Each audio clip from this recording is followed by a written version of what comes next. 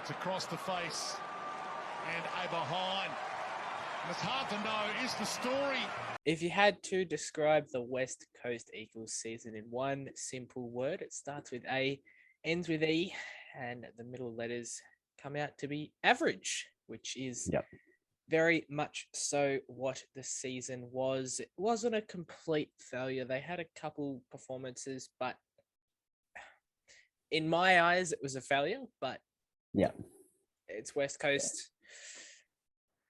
It's going to happen one of the next couple seasons. They just drop, and this is the start of their decline, I reckon.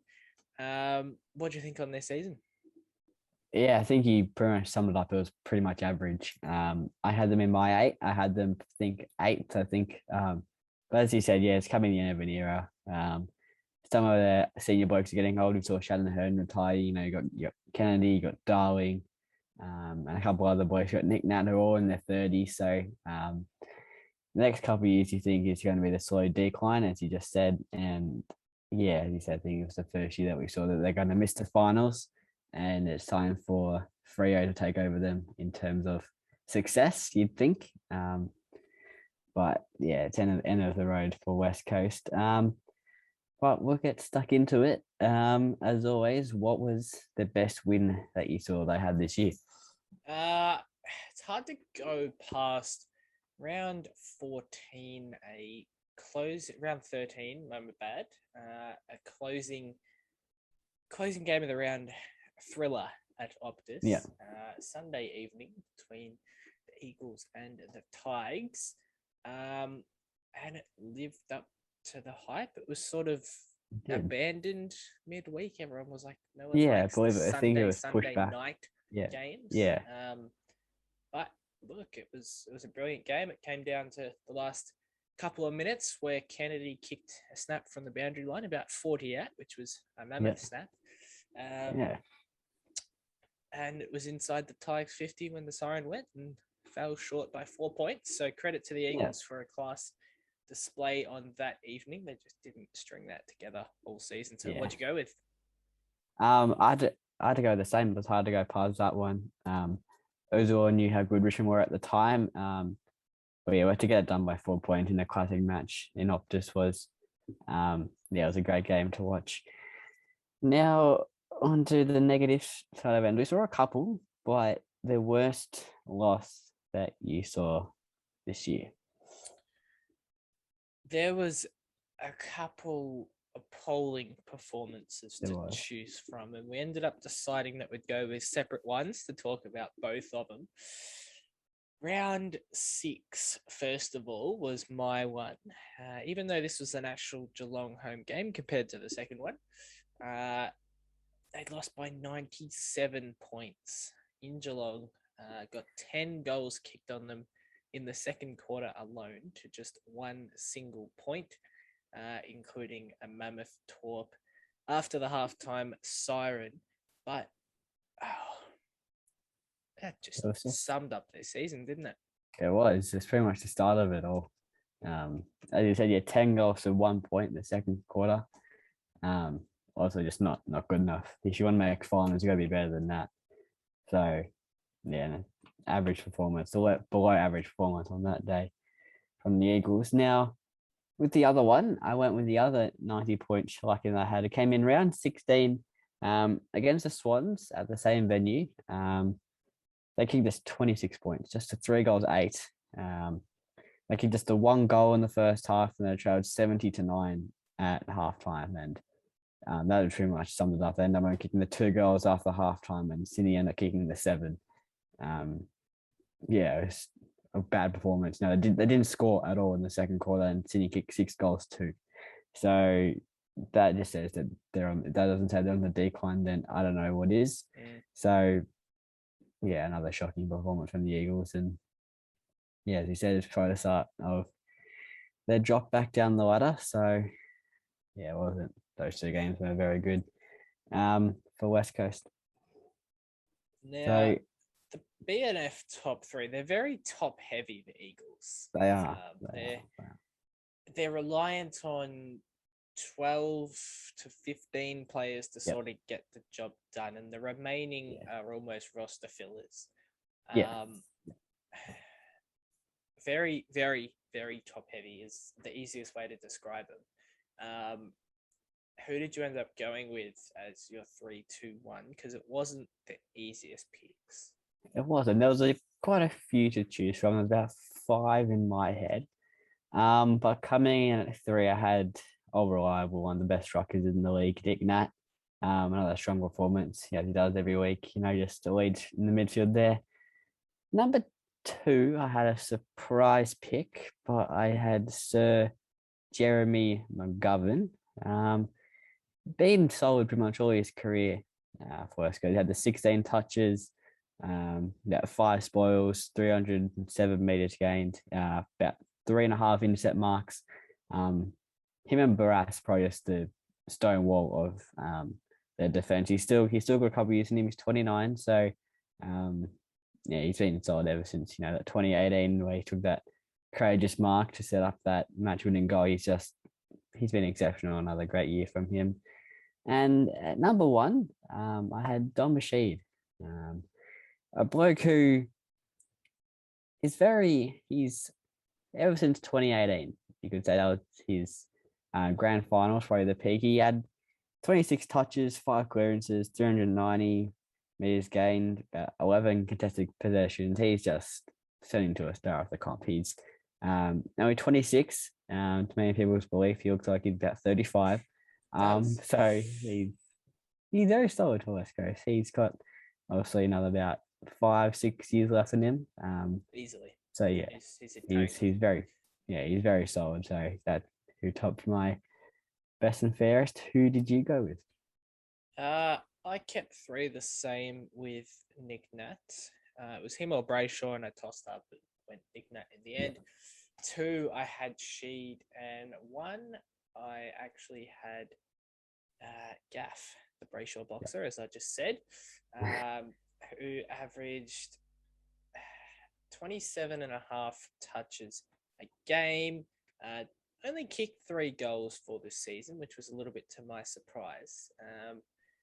Not much of a tackler either, about the 1.7, but the 3 clearances, 3.5 inside 50s.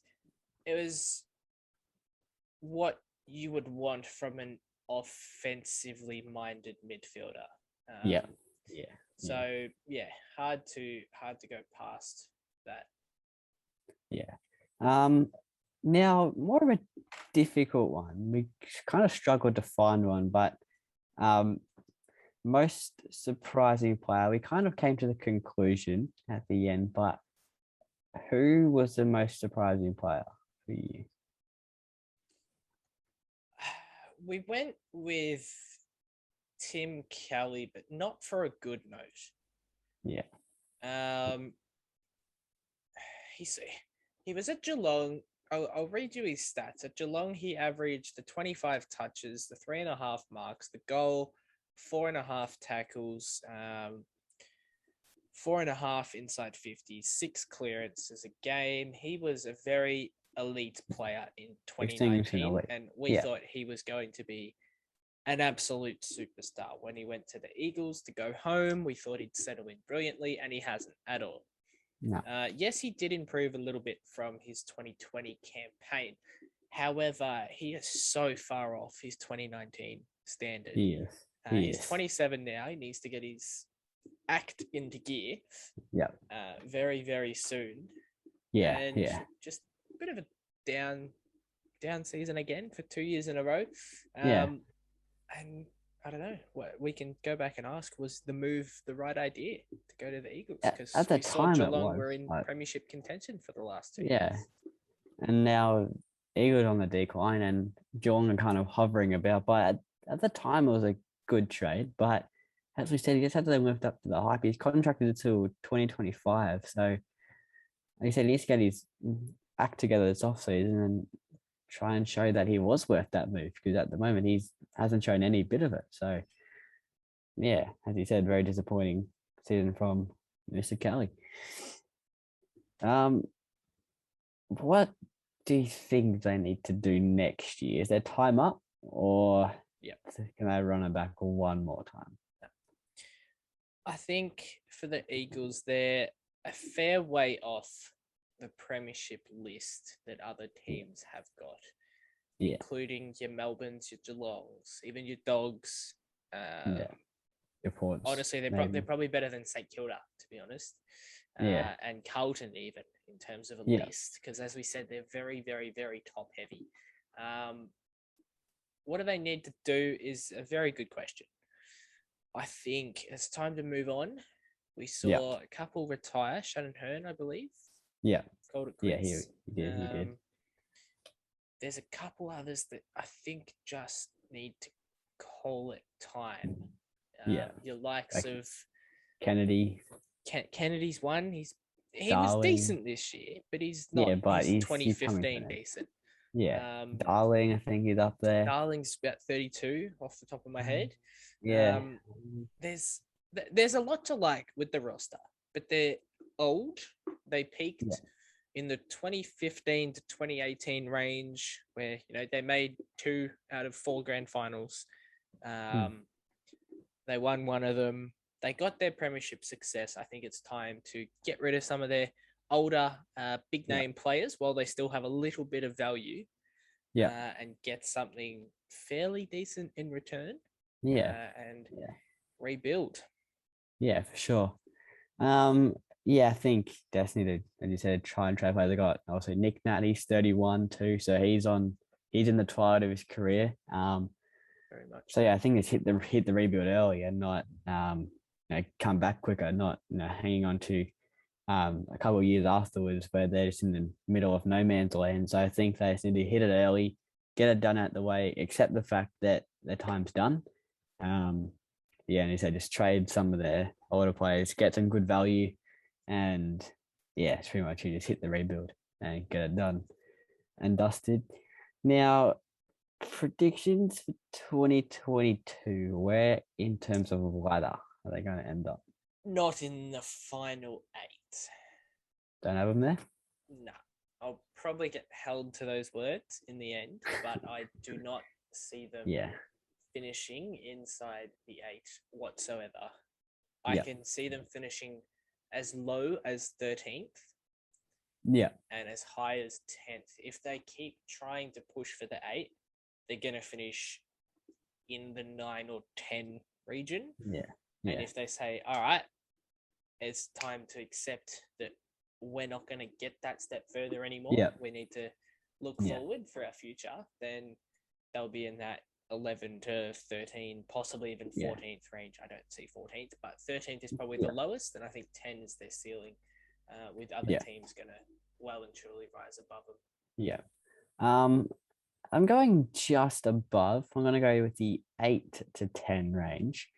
I feel like they can scrape themselves in by the barest of margins, but again, they're not going to go far. So I think, but again, I can see them easily missing out. It kind of depends on what mindset they go. Do they either go, going to full on push for finals one more time, or are we just going to, just try and see where it gets us? And if we don't make finals, no big deal. So I think they go the second mindset, then they're going to finish getting from 10th to 13th in your range. But if they say full on push for finals, then I've got them 8 to 9. They're not finishing higher in the top 6. So that's where I've got them. I don't think they're going to be doing much next year. Cool. And finally, if they were a test, what would you grade them on their season? It was very average, as we said, and for what I had them, what they had going for them this year, I'm gonna have to say below average, and I'm actually gonna have to put them at a C minus. Maybe a little bit harsh, but as I said, it wasn't a ripping season. There was no real highlights from the season. Really. No real big upset wins. It's got to go a C minus for me. I've gone on one above. I've just gone the straight out C. As you said, it wasn't too flashy, nothing too special, kind of an ordinary season. They had their ups and downs. They had their big wins, they had their huge losses, but yeah, it was kind of very bumpy. It was very average, as I said at the very start. An average equals out to about a C for me. So hard to get anything past a C or higher. So yeah, that's where I've got them. Yeah. All right. I think that wraps it up, unless you have anything else about the West Coast Eagles 2021 campaign. That's all from me. So join us tomorrow, actually, for our Brownlow and season award predictions, the Rising Star, etc. And also Friday as we take a look at the Bombers season in review, which could be a bit of an interesting one. Conflicting minds on that topic. So make sure you join us then. And yeah, see you then. See ya.